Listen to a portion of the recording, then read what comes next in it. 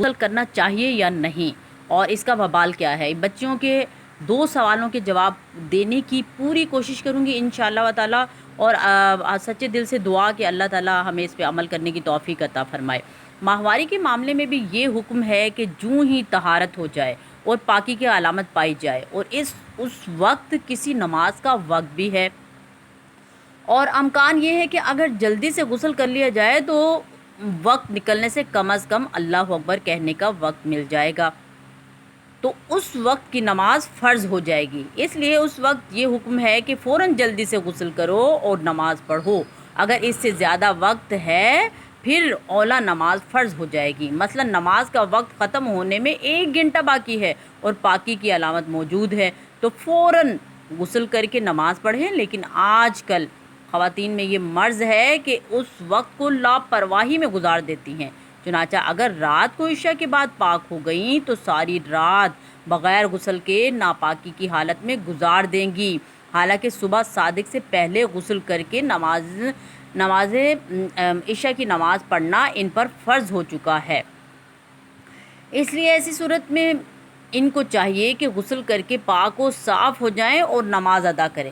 حضرت صحابیات کا آخرت کی فکر کی وجہ سے یہ حال تھا کہ وہ رات کو بار بار اٹھ کر اور چراغ جلا کر دیکھا کرتی تھی کہ کہیں ایسا تو نہیں کہ طہارت ہو چکی ہو اور نماز فرض ہو چکی ہو اور پھر ہماری نماز قضا ہو جائے۔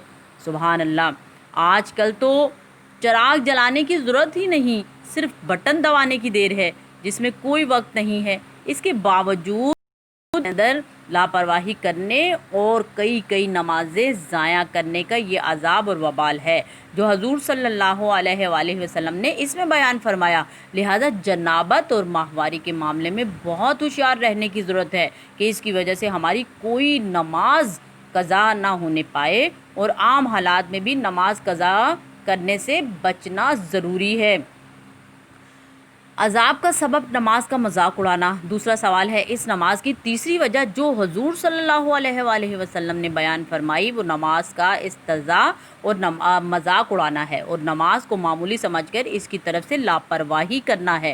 اس معاملے میں ہمارے عام مردوں اور عورتوں کا تقریباً یکساں حال ہے، چنانچہ جتنے نوجوان ہیں عموماً ان کے اندر نماز کا اہتمام نہیں، نہ لڑکیوں میں نہ لڑکوں میں۔ اس طرح آزاد منش عورتوں میں بھی نماز کا کوئی اہتمام نہیں، اور اگر ان سے نماز کے بارے میں کہا جائے تو ایسے طریقے سے جواب دیا جاتا ہے کہ جس سے ایسا معلوم ہوتا ہے کہ ان کی نظر میں نماز کوئی ضروری کام ہی نہیں ہے، حالانکہ شادی ہو یا غمی، لیکن نماز چھوڑنا جائز نہیں۔ آج کل کی تقریبات میں دیکھیں ان میں کس طرح لڑکوں اور لڑکیوں، مردوں اور عورتوں کی نمازیں برباد ہوتی ہیں، اور ایسی تقریبات در حقیقت وبال ہیں۔ اللہ تعالیٰ اس سے ہمیں بچنے کی توفیق عطا فرمائے، اور اللہ تعالیٰ ہمارے دلوں میں نماز پڑھنے کی سچی محبت اور لگن عطا فرمائے۔ اللہم آمین۔ اس دعا کے ساتھ کہ آپ اپنا بہت خیال رکھیے گا، اپنے گھر والوں کا، نماز پڑھتے رہیے گا اور چغل خوری سے، غیبت سے بچتے رہیے گا، اور تمام میں ایک دوسروں کی محبتیں پھیلاتے رہیے گا۔ در حقیقت میں ہر ویڈیو کے اندر بھی بتاتی ہوں کہ جب ہم دوسروں کی تعریف کرتے ہیں، دوسروں سے محبت کرتے ہیں، تو در حقیقت ہم اپنی ہی تعریف کرتے ہیں اور اپنے ایک دوسرے کے دلوں میں محبت پھیلاتے ہیں۔